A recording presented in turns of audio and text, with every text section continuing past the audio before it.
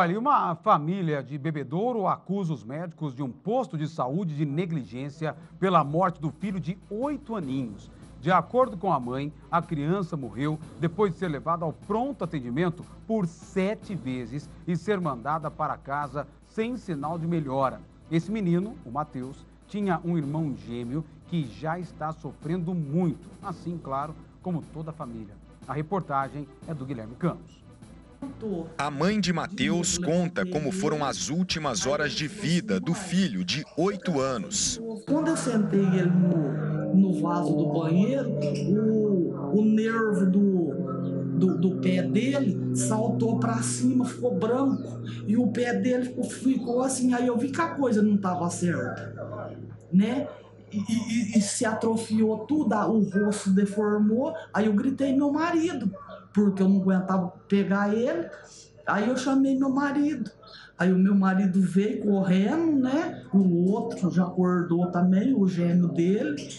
Aí ele só fez assim. Ai, mãe! E apagou ali já no vaso do banheiro mesmo. O menino era uma criança saudável. Neste vídeo, aparece brincando com o melhor amigo, o irmão gêmeo Davi.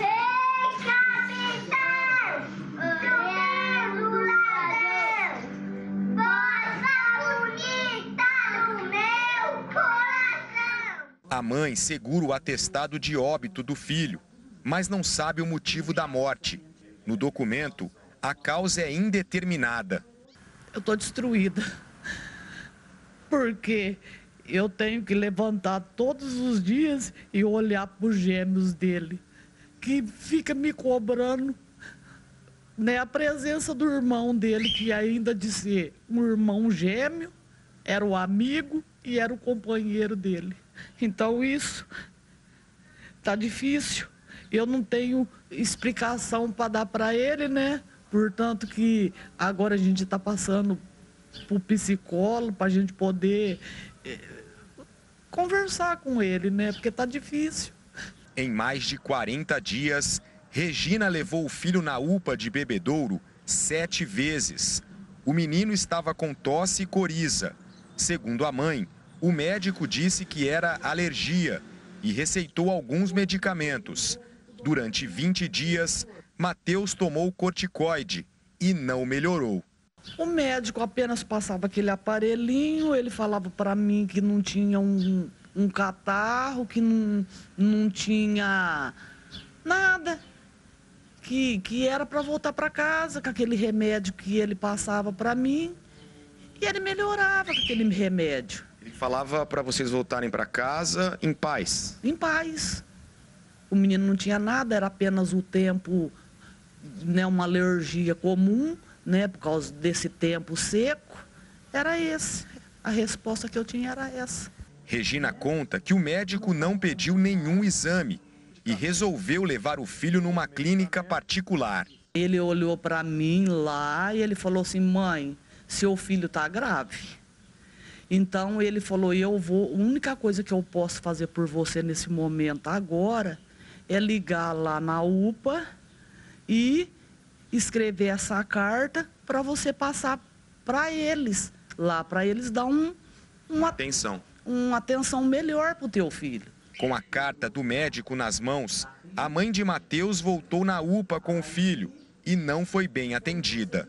Cheguei e entrei diretamente na classificação de risco, com a carta na mão, fui muito ofendida por ter sido um médico pago.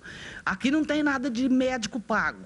Então fui muito, como o meu filho estava muito traumatizado, eu não queria nem falar alto, eu precisava falar baixo, porque eu não queria traumatizar mais do que ele já estava traumatizado. Depois de 40 dias, Matheus fez exames. Ele estava com lesões no fígado e no rim e não ficou internado. O menino estava com dificuldade para andar e respirar. E um dia depois de ir na UPA pela última vez, morreu em casa. Umas 5, mais ou menos, para as 2 horas da manhã, né, na madrugada. Dormia, nós não dormia mesmo. né? Eu fazia já 3 noites que eu não vinha dormindo, observando ele. E naquela madrugada que ele pediu, ele só quis fazer o cocô. E aí ele acabou não resistindo e vocês correram para o hospital, mas não tinha mais o que fazer? Não, ele faleceu em casa mesmo. A família não se conforma com o que aconteceu e procurou um advogado. O que a gente espera que o hospital faça? Abra uma sindicância, afasta o médico até que seja apurado. Porque não é normal uma criança passar por uma internação, passar pelo hospital, dia 1/5, 9/5, 4/6, 9/6, 18/6, 20/6, 21/6 e virar óbito. Nesses dias todos aqui, 1/5, 9/5 e 4/6, tomando corticoide. Dia 9, tomando corticoide na veia. Então, quer dizer, alguma coisa aconteceu. Então, a gente precisa de uma sindicância para saber o que aconteceu. Por que não internaram a criança? Por que não encaminharam para Barretos a criança? Isso é o que a gente quer saber. Matheus foi atendido na UPA por 2 médicos e existe a suspeita que um deles não é pediatra. Nós puxamos no CRM, lá consta que ele não tem nenhuma especialidade registrada.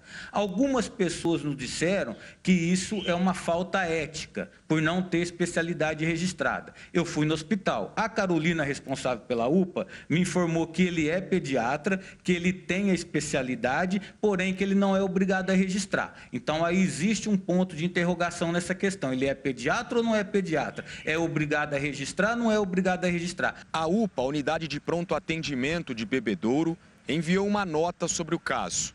A nota diz: não temos como antecipar nada nesse momento, pois estamos aguardando os laudos periciais que até este momento não foram concluídos. Todas as vezes que o menor compareceu à UPA 24 horas, ele foi atendido de acordo com o atendimento de classificação de risco. Eu quero uma explicação. Eu preciso entender o que aconteceu, porque o meu filho era saudável.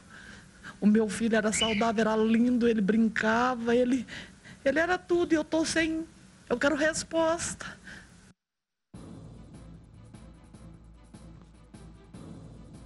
E aí?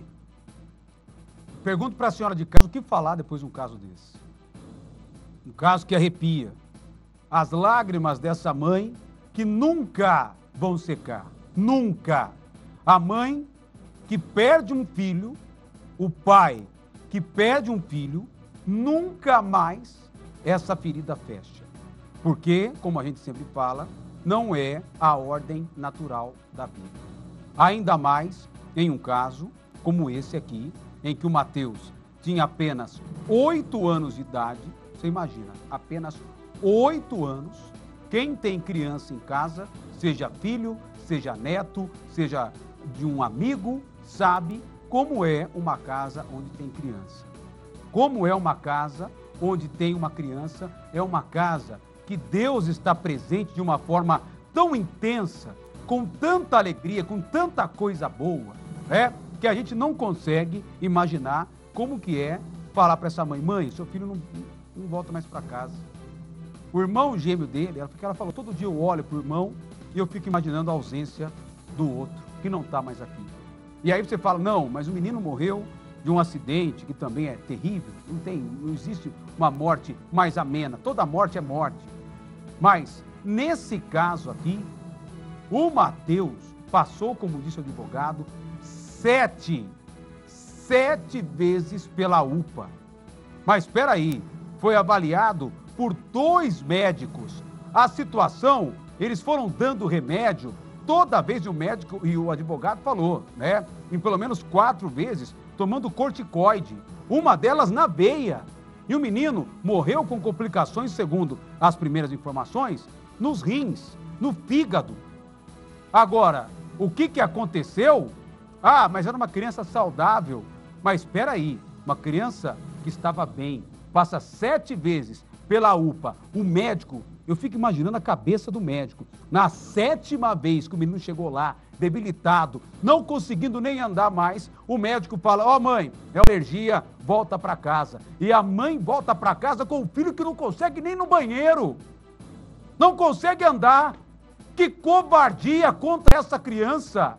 Que covardia contra essa mãe que precisou pagar o que não tinha para que um médico particular atestasse que era algo grave.